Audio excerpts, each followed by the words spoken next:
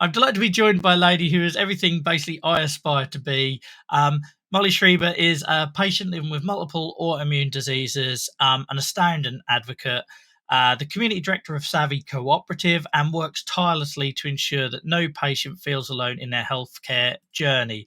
And by magic, hopefully, Molly, you're with us. Do you, for anyone, we'll deep dive into everything you're about to say as a bit of an overview, but just for anyone who's not familiar with your work or what you do you want to just give a little quick introduction about yourself and you know what your role is and everything?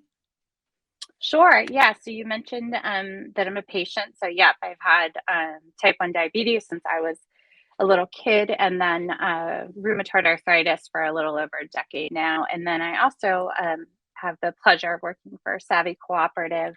It's a patient owned co op where we try to just make sure that patients and caregivers are included in the creation of anything that's being made for them. So we want to make sure that patients and caregivers have a voice in the products and treatments and lovely advertisements that come out and make sure that they have a voice. And I have the great job of getting to just talk to new people and try to get some new faces and amplify some new voices every day.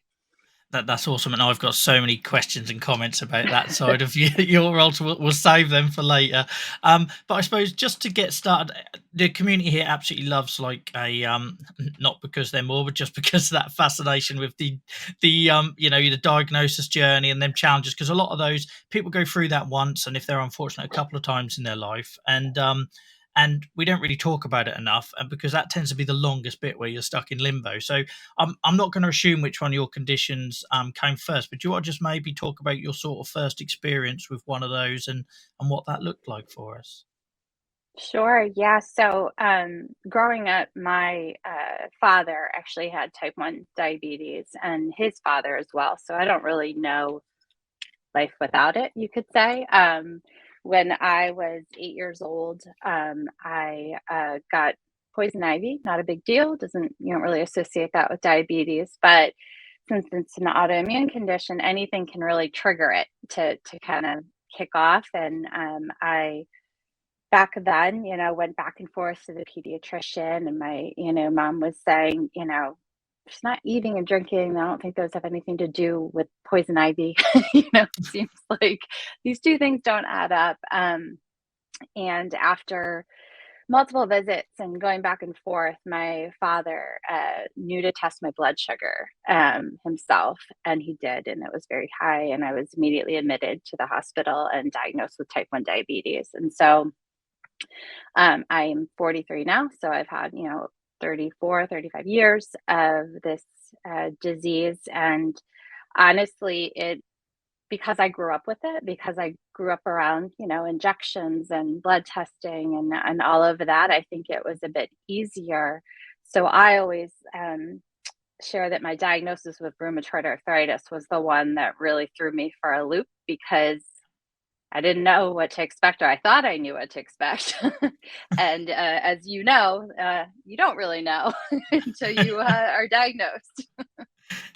So what sort of age did that? So I suppose yeah, with the family history and everything, diabetes probably didn't feel that unnatural, and you'd had that exposure. But yeah, what sort of age and did the rheumatoid arthritis thing start, and how did that first sort of present? Because I know not everybody makes that connection from day one. Yeah, I was about 31, and I had gone away for the weekend, and my elbow started hurting, and I thought I had maybe carried a bag funny, when you travel or in the airport, and my arm eventually locked just like this. And I kept going to orthopedist and I kept going to my PCP, and they would say it was tennis elbow, or I was favoring it. That was my favorite because, you can't touch your face or like put your shirt on. There's not much you can do when your elbow doesn't move. Um, so kept going back and forth over about, I would say, like 8 weeks. And then very quickly, I had trouble walking down the stairs, and I had to start sitting to go down the stairs in my house. And couldn't, my hands, were hurting, were so swollen, everything was. And I went back to my general practitioner and said, something's really wrong. Like, this isn't my elbow anymore. Like, something's really wrong. And luckily, she listened and did a battery of blood tests. So I was very lucky to have someone listen to me and test me. And then I was also lucky that my rheumatoid factor tested positive. Not, I know not everyone has that experience. And yes, and that's why I say I know that I'm lucky, because that, quickly got me a diagnosis. Yeah.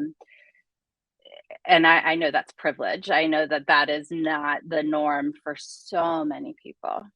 Yeah.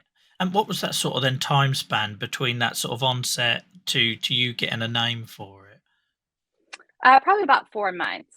So Oh, it okay. came on Yes, sure. very quickly for Yeah. me, and just got to the point that I would fall asleep getting my hair cut. I had, fatigue at levels that I hope to not experience again. But that just things that didn't add up, that just felt very strange for me. Yeah. Yeah, so I'm one of those people, it doesn't show in blood tests. So mine technically goes as juvenile idiopathic arthritis and is more linked to psoriatic disease. But yeah, commonly that would show, and mine doesn't. And even to this day, like however many decades I've been living with it now, I will still get a doctor say, "Well, your bloods look great," when you're telling them you're in agony, and that is, yeah, it's the most frustrating thing. So you're fortunate, but I would say, yeah, don't feel bad about that. That obviously got you the help you needed quickly. Did so obviously you got the diagnosis and everything. What then did the treatment look like, and how long did it take you to find sort of a combination that works? Because that tends to be the next sort of lengthy phase for a lot of people. Yes, you summed that up very well. So here in the US, and especially in the area that I live in, you can't just make an appointment with a rheumatologist. You actually have to send over your records, and then they decide to take you on as a patient. And so there's a very big backlog to get in to see someone. And so I'd had a point, and this was December at the time. I'd had an appointment in April, very far out, but I was very much struggling. My general practitioner said, "I'm not telling you to go to the emergency room, but I'm telling you to go to the emergency room." And I was like, okay, because I had so much pain and stiffness and everything. So I went, and I'm going to use that word lucky again.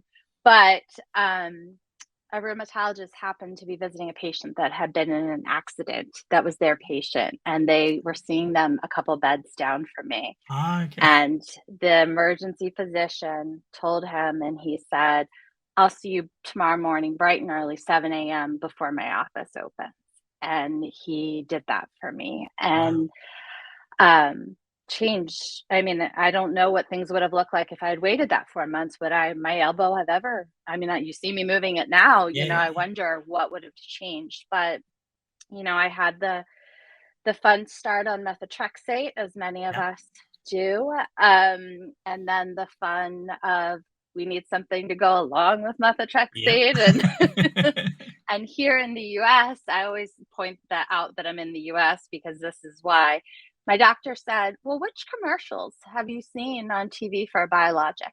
And to this day, this is something I struggle with, because with diabetes, with type 1, everyone uses insulin. Yeah. Yes, it's not perfect, and yet I don't want to discredit how hard living with diabetes is. I don't mean that at all. But with rheumatoid arthritis and other types of arthritis and autoimmune diseases, they don't know yet which biologics or which medications are a good match, just yet.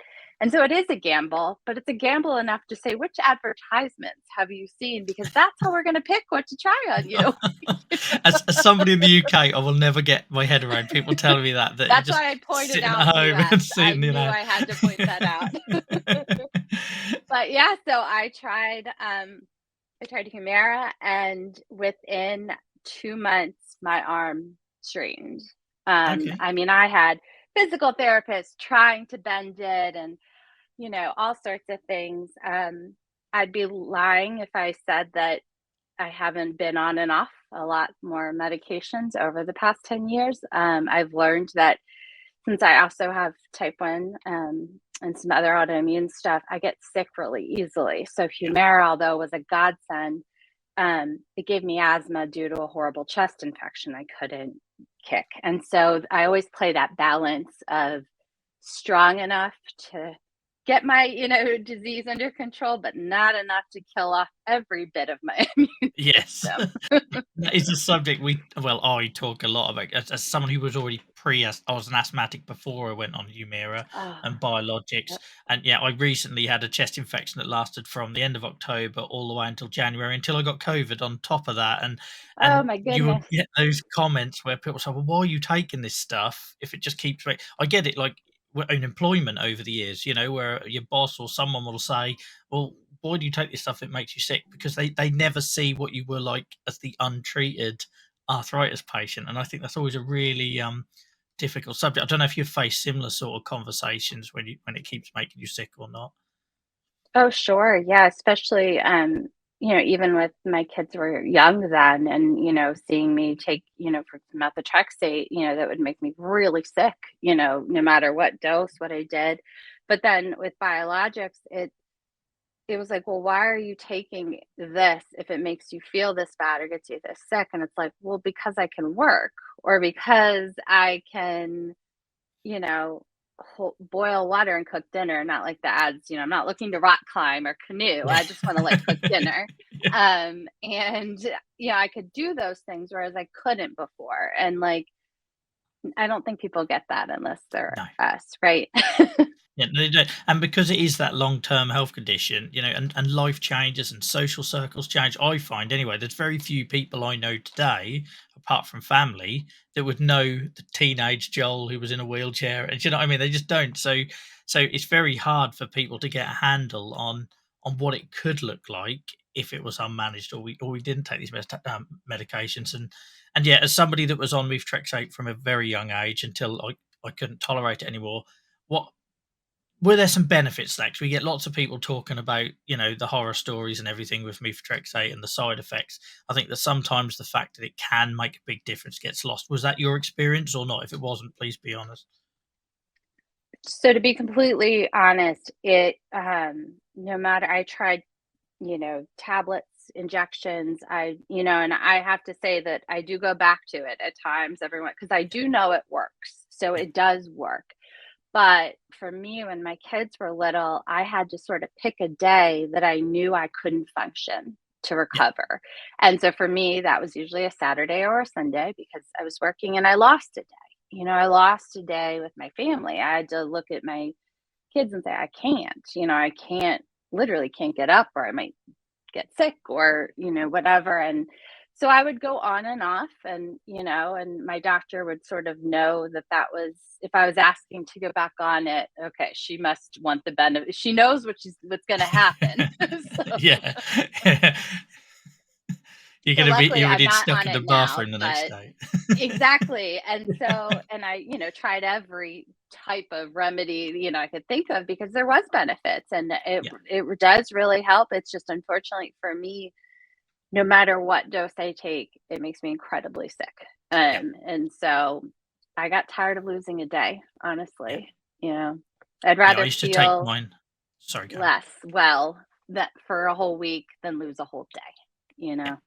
Yeah, I totally get that. So I used to take mine on a Friday. I used to take it from the age of like 14 until my mid 20s until I had a problem with my liver, and I used to have to take it on the Friday because I knew if I took it on a school night, if you like, there was no way I was getting out of from having my head over the toilet for the next day. But I think the Yeah. reason I mention it and the benefits, and like you say, you go back to it occasionally.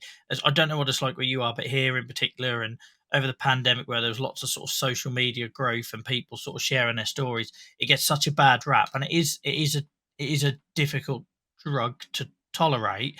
But it just makes me I always find it quite curious how people will talk about the constant chest infections, ear, nose, and throat stuff with biologics, but somehow methotrexate is so much worse. But in my personal experience, it was throwing up the next day on methotrexate or getting months and months of chest infections a year on biologics, which, to be fair, doesn't really one doesn't really weigh more than the other. That's just my experience.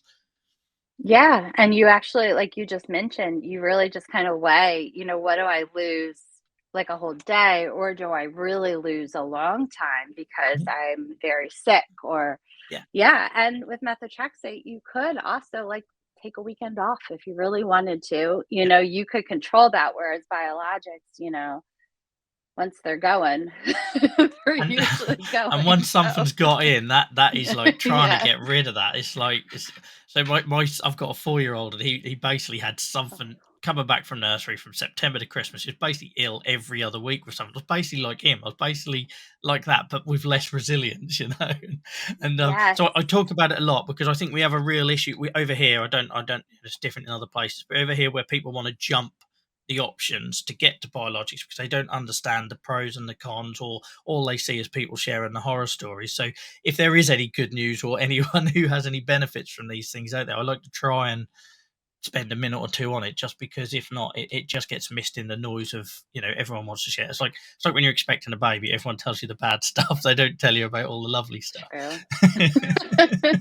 But you're right. Like biologics are great. And I mean, they've obviously given me, my life and I'm working and I'm able to do things, but they haven't come with the negatives. I mean, they are very strong drugs. And so, yeah, if I could have stayed on just methotrexate and just known, okay, I might feel awful once a week, and now my kids are a little bit older, so they're a little more tolerant of that. But I would love to just stay on that. That would be tremendous. But Yeah. yeah, I hope people will try it. I do realize it does get a bad rap because, it's yellow and it's gross looking, and and and then people tell, the awful things, but they also tell the awful things about the biologics too. Yeah, So, yeah. I appreciate you sharing that. So I went off on a bit of a sort of tangent with that one, but I think it's very rare that we do get somebody who comes on here and talks about how it helped them. So I sort of wanted to make the most of that. How did you find, like, having, you've got obviously the two conditions there. I don't know if you want to talk about any others that you're sort of working with, but like, how did you find that management? Because arthritis is heavy enough as it is, and then if you got diabetes or other things going on, did that one, tell us a bit about how you managed that, or how you managed it in the past, and also, did that cause issues getting treatment or diagnosis, because of all them various comorbidities and interactions and things like that? yeah. So, one of the big things that quickly kind of made me feel a little bit different as someone that had, type 1 as well as RA is steroids. So, steroids are typically a no go. Because they raise my blood sugar and they make it harder to control. Now, I am lucky that I have a really great insulin pump, continuous glucose monitor. I have a really great tech, and we didn't have that. I sound very old when we didn't have that when I was growing up, but we didn't, and so things are very different now that I can actually have a profile in my insulin pump that is called, I used to take Rituxan, so I need to change the name. I'm not on that anymore, but with Rituxan, you get infused steroids. So I called it my Rituxan profile. And I would change my pump to that, and it would give me extra insulin for a certain period of time to accommodate the steroids and what was happening. Um, but a lot of the issues that I have run into are funny. So I go to like a cardiologist for a checkup, and I said, how often do I need to come back? And I was thinking because of the diabetes, I didn't think of it with rheumatoid arthritis. And she said, oh, well, I actually want to see you every year from the rheumatoid arthritis. Diabetes is no big deal now with the tech that we have and the way we're able to stay in control. And that was very eye opening for me and for a lot of people, it's not just your joints, it's a lot more. And I think that, I've shared that with a couple even coworkers in the past week. A lot of people don't know that. They don't know that it's not just a big ankle, or, Yeah, or yeah. something like that. And it sort of ties into that education stuff, which I'm sure you probably talk about as much as I do, about patients being educated and the value of that, and obviously you gain that as you go through. A lot of us are living with these things for quite a long while, and don't worry, I very much say when I was younger we didn't have dedicated pediatric rheumatology departments and all this, so I sound like a dinosaur whenever I talk about this stuff. But there, we learn as we go along. But one of the things I think there should be is a lot more sort of like that education. For example, here when you get your biologics, you'll have a nurse come around and they will tell you the do's and don'ts, and then that's the last you hear about it. And people forget that there's certain foods you should avoid, and it can lower your body temperature and mask a fever and all these sort of things. Do you find that, as the longer you've lived with these things, that education has helped, or have you received any education like around your conditions that has helped you live better with it? Yeah, sometimes it's funny because when I'm put on like a new medication with an injection, I always get someone saying, "Well, we're going to bring you in the office and show you how to do this." And I have to say, "Well, I've been giving myself injections since I was 8, so I think I'm okay in that respect." And it's always a good laugh. But in terms of like the education, I think it's being kind of like you mentioned with getting sick, being reminded that the slightest thing can really turn into a lot more, and you have to be very aware. Just a cold quickly turn into bronchitis, quickly turn into pneumonia. You have to be so on top of all of the other things because your immune system is so suppressed from these medications.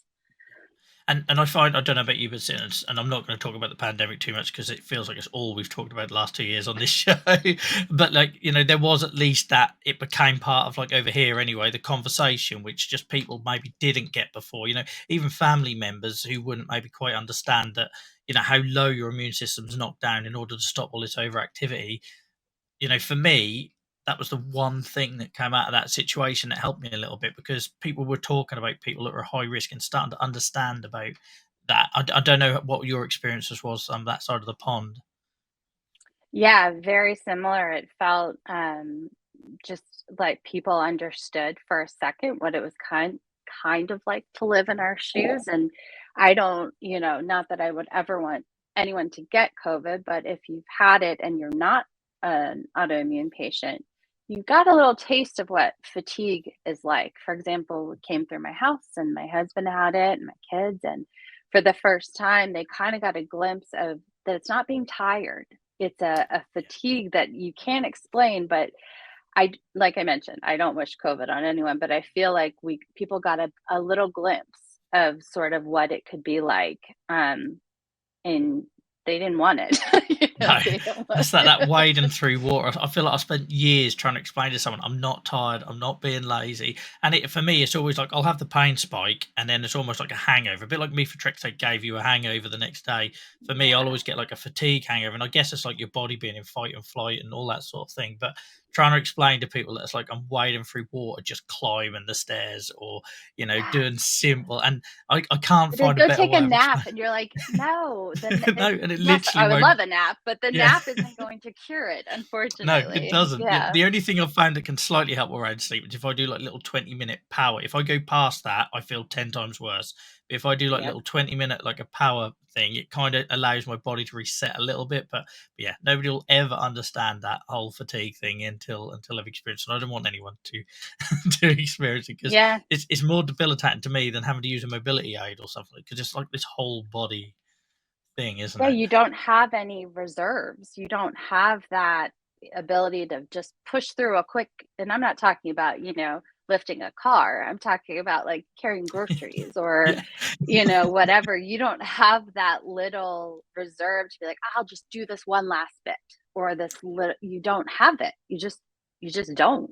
No, no, totally. Yeah, totally. And I've had to actually cancel these sort of discussions before halfway through, or cut them short, because again, like the brain thing, how it Oh, affects my ability to think, and it's like, I don't know. I can't remember what I did yesterday, let alone try and do something on the fly like this. And yeah, and as somebody that I never experienced the whole brain fog thing as a child with arthritis. I just didn't. It's only since I've got older that that's become interesting. more. Yeah, I never had it as a kid, or if I did, to be fair, back then, that the idea of treating children with juvenile arthritis was just to stick them in a hospital bed for a couple of weeks and throw everything at them. So whether I'd have even noticed, fatigue or brain fog, but definitely as I got older with that journey, that's become more of a problem for me personally. Oh yeah, I take notes on everything. I email myself more than I'd care to admit because I'll forget. I'll literally Yeah, just forget. yeah, yeah. It's true. Lists is the way to go. Yep. I so thank you for sharing all that. I've got so many more questions, and our journeys are very relatable in terms of the drugs we've had and the experiences we've had. But I'm really keen to ask you about what got you into the advocacy space, and I could probably guess, as someone who's been there myself, and we have had lots of people on where there tends to be that sort of coping mechanism thing. But what was it for you? Or how did that start, and where did you know first get that sort of experience of the sort of power of your own story and voice? Yeah, so when I was diagnosed with RA, I looked online to find someone that also had diabetes because, my at the time they were saying, steroids isn't really an option for you. And I was like, okay, well, what are other people doing? And I couldn't find anyone. And so the diabetes community has a great online community. I mean, they have a chat that's literally every week, and I popped in and used, the hashtag and said, I was just diagnosed with this. Is there anyone else? And there's this great gentleman named Rick Phillips that you might know. He is a fellow patient. And he said, you are like me, and I've been looking for someone like me. And I finally met someone that had both. And so it came about via a chat. Um, Again, I just started sharing my story, but because I couldn't find anything like it, I couldn't find the help I needed. So I just kind of showed the ins and outs, the good, the bad. Today I'm able to work and go to the gym. Tomorrow I'm probably not moving. Who knows what it'll look like? And I wanted to show both sides. And so I just did that and had the pleasure of meeting other advocates. And I always mention Rick, though, because he's always just been a steady blogger and a steady writer and always trying to include me. I talk to him almost every day. But he was the first patient I found who said, I have what you have, and I've been looking for someone like you. And it was instant friendship 10 years ago or more. That is amazing. And how, like, and again, I know we talked a lot about how people won't understand that feeling of being seen and somebody else getting it. And, like the fact that, people ask me why I do all of this stuff, and I don't know why I do it sometimes when I'm exhausted. But it's that, like, the fact that I'm sitting here with a smile on my face, hearing like you sharing stuff and thinking, yes, that's exactly how I felt. And people, I think they need that. And like one of the reasons we exist as a whole peer support space. And that is essentially what it is, isn't it? Hearing that bound to echo back from somebody else that can relate to your experiences. Yeah, you don't have to explain yourself. You get to just show up. And it's one of the things that I really like about where I work, because a lot of us that work there are patients. It was co-founded by patients, and you don't, prior to working at Savvy, I worked for hospital systems and nonprofits. And, if you call out for a day, they don't understand. And, it's, well, when will you feel better? And it's like, wouldn't I love to know, or like, I'm never going to feel better, but I think you're asking, when will I be able to work next? Or, whatever the question is. And Yeah, so now working at Savvy, that burden, I didn't realize how heavy that was until I didn't have to carry it anymore. And you're surrounded by people that, like you just said, that get it and don't ask questions like, when will you feel better? Because they know that, oh, isn't that a great question? yeah. Wouldn't we My all like to know? my favorite is the, "Are we gonna do this so you can concentrate on getting better?" As if I'm not willing it. Right. No, Oh, yes, or let me doing want everything. it now. Yeah. Yeah, let me just, read That's some the problem. motivational book. I'll just envision it, and then I'll be perfectly healthy, yeah. Yeah, I can't, it's amazing to know that those spaces exist. As somebody that went, like, a good chunk of, like, 10 years perfectly fit and healthy and, I was building my career and everything else, to then what happened in the pandemic, particularly here in the UK. For anyone who's watching who isn't here and isn't familiar, a lot of us couldn't get access to our treatments, or treatments stopped. There was a period where we couldn't get blood tests done. It was, it was just not a fun time. I think I went like 2.5 months without sulfasalazine because it just wasn't available, and so it induced all these flares for lots of people like me. And you suddenly become a different person. You don't know how to have those conversations with employers and everything else, because they're like, well, what happened to that Joel of three 3 years ago, and that really reliable one who was never sick, and yeah, to hear your story that there are places out there that embrace that holistic view of the person and see the value in the person despite their condition or disability. It just, I don't know, it brings me a lot of hope. So do you want to Yeah. share more for anyone watching this about what Savvy Cooperative does and where it fits in with everything? Sure. Well, so Savvy was started as a co-op back in 2016, and I actually joined then just because I really believed in what they were doing. And basically, our co-founders, one is juvenile idiopathic arthritis patient, and the other is cystic fibrosis. They, were invited, like some of us have been, to share our opinions at different tables and companies, and found the same people, at all of the events. And I know myself, like, it's great, you make friends, but are your 5 people really representing the millions of people with this condition? It isn't the best. And they just wanted to change that. And they wanted to make sure that, there were new faces at the table and that, patients weren't just a checkbox at the end. Hey, we made this thing for you. Don't you love it? Tell everyone you love it. You wouldn't They believe how wanted many to bring focus them in groups early. I've been Yes, in that have right? existed like that. Like, Within we made 10 this whole seconds thing. that you are here purely so they can say, "We spoke to patients and you had no Ex say on it." And Yes, you're my a my new checkbox. thing is before sorry, I know I'm going off on a tangent here and ranting, but Mhm. like my new thing is when I get asked to do a focus group now, the first question I'll ask is who decided this was a need? Who decided this one? Because if it isn't patients, Ooh, then I don't want to, do you know what I mean? Because if it was just an yeah. organization thinking, oh, we've got some budget, let's create an app for the sake of app's sake. And, the last thing patients need is a fifth symptom tracker app. Sorry, you can tell I'm No, quite I irate about love this one. that question though, like, who wanted this? And, like, Yes. exactly, like, so many times you're just like the checkbox, and they make it's not, you know, rocket science. If you co-create something, people will like it and use it and buy it. So your company will Yeah. do better. Yeah. It's kind of Yeah. like, why wouldn't you do it this way?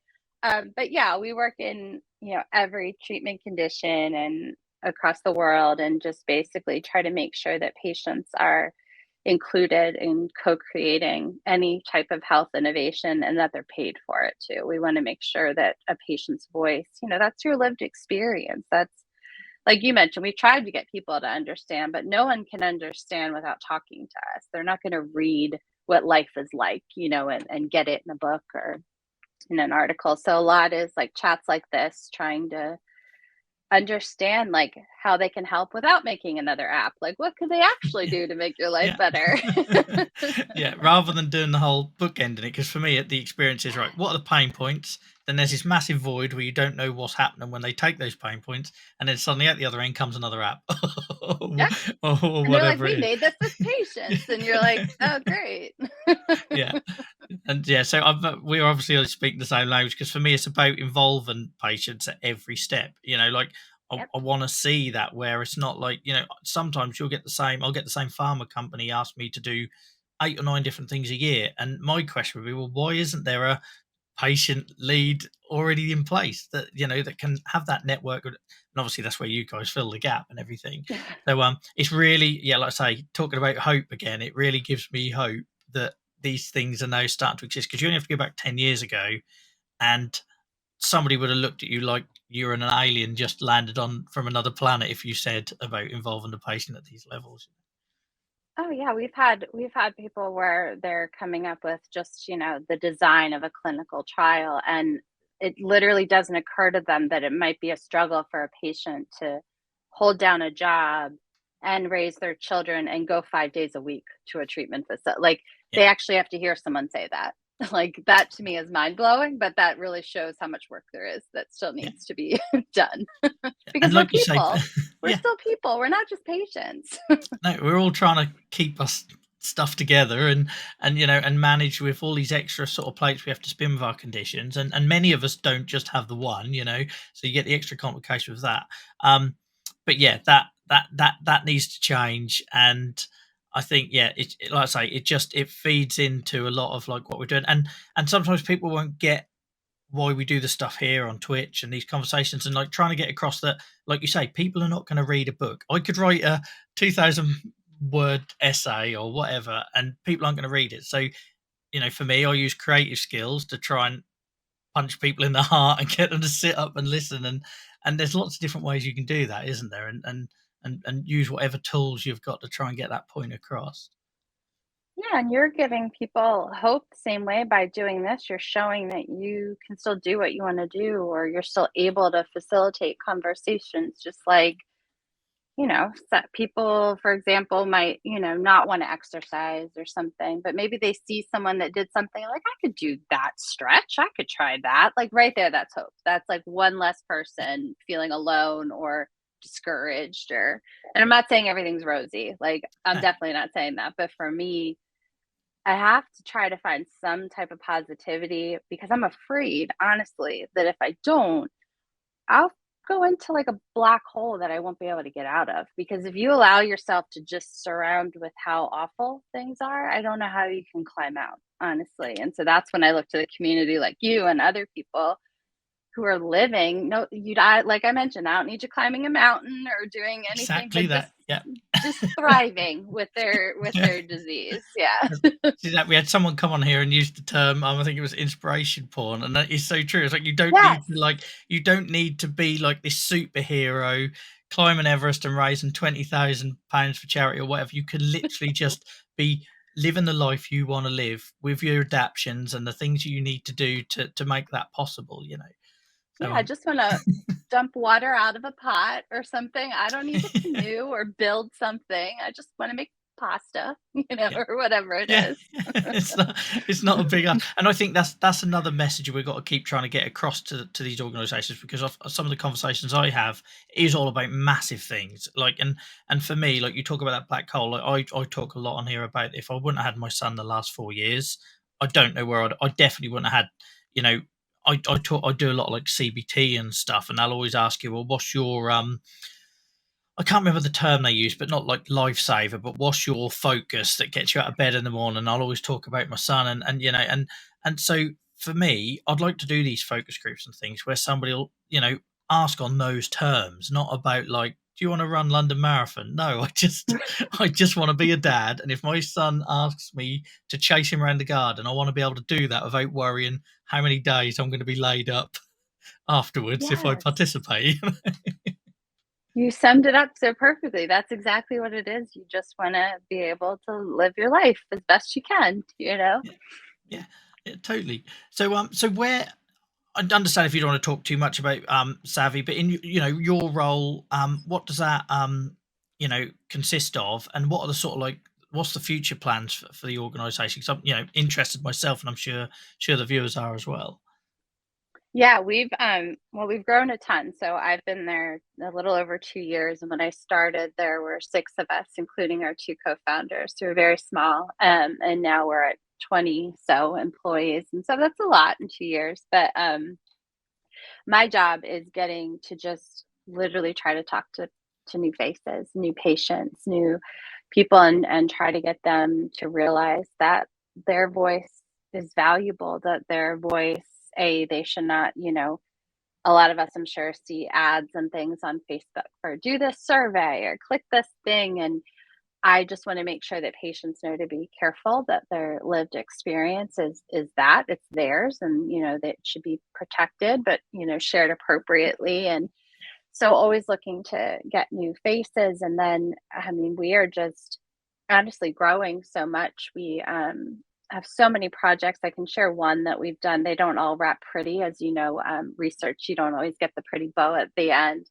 Um, we did a great one for Amazon that wanted their Alexa devices to work better for people with a stutter or stammer. And so Awesome. we found those patients, we got them the devices, and now all of your Alexas have a patch in them that you don't realize, that allows it to pause or wait and learn and listen better to someone with a vocal impairment. And so not everything gets to wrap that up that pretty. No, Usually but research takes a very long time, but that one really shows how we were able to take a community and really provide a service that you didn't even know you needed. And now you don't even have to opt into it. It's just there, and that's a great example of something that we do every day.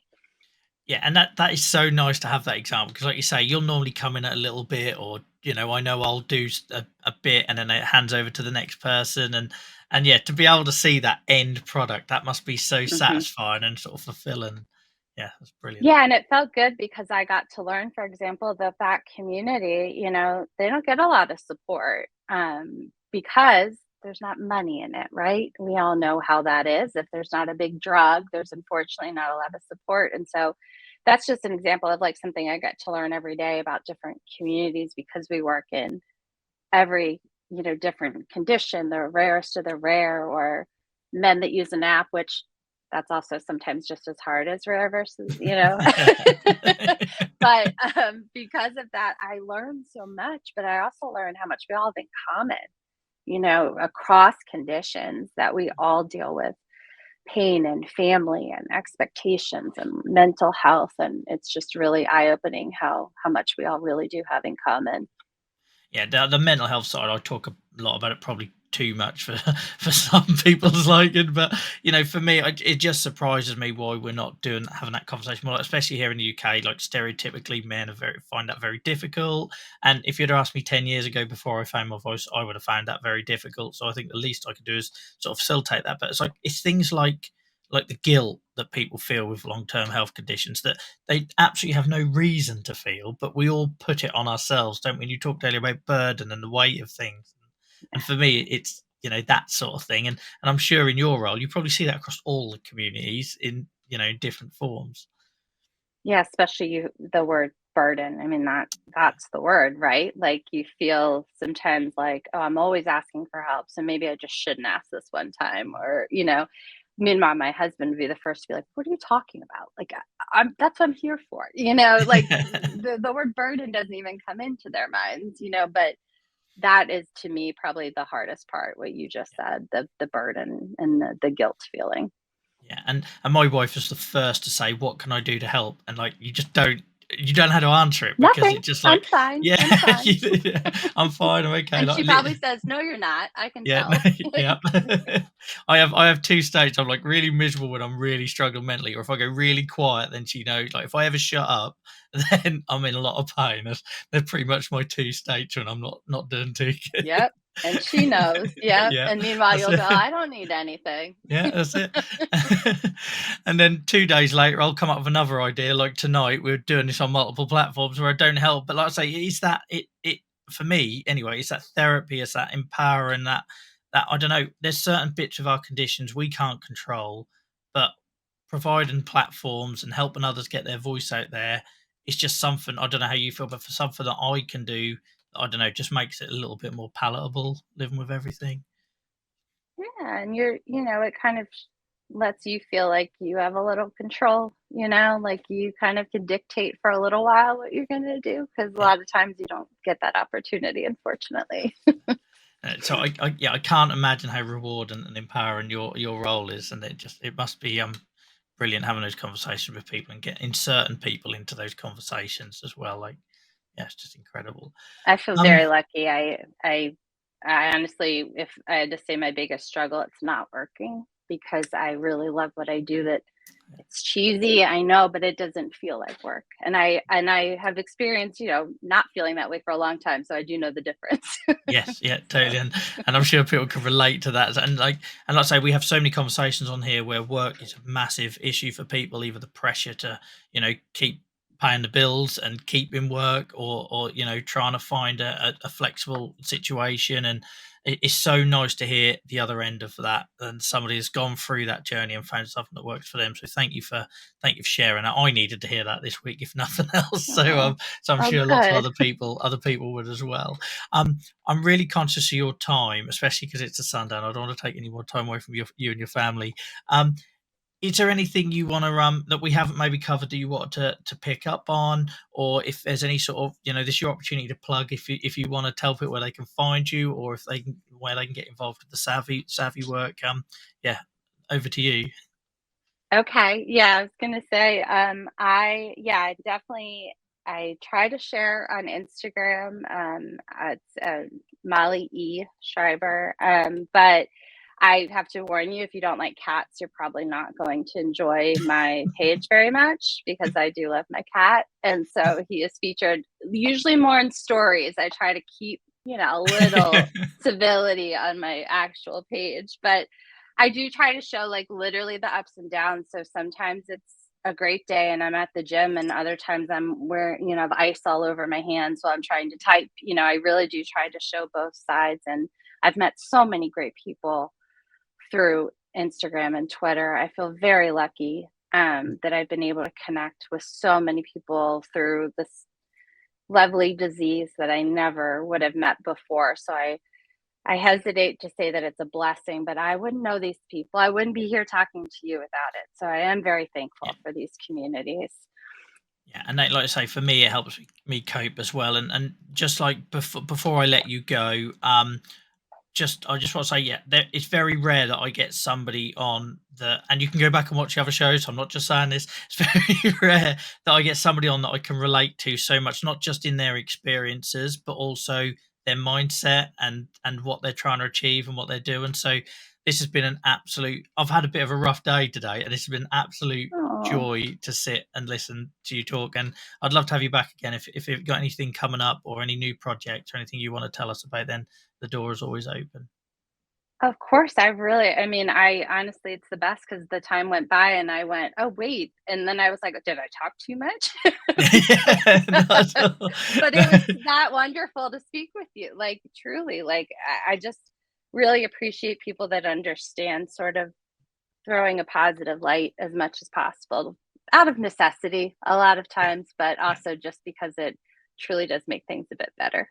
Yeah, it really does, and I say it's my therapy too. So yeah, thank you for joining us, guys. Anyone watching this either live or recorded, I will put links back to Molly and Savvy Cooperative in the description. But yeah, we had some lovely comments come in whilst you've been talking. I've tried to share a few of those on screen, but I will let you go now, Molly. Thank you Wow. so much for joining me on your Sunday. Enjoy the rest of your day, which I'm sure you've got a few more hours left of it than we have here. And and I very much look forward to doing more of you over the year on socials and everything else. Thank you, Joel. I hope the rest of your day continues to be a bit better too, even though you have a little less time than I do. Yes. Well, thank you so much for joining us, Molly. Have a good day. Thanks, Joel. Bye, everybody.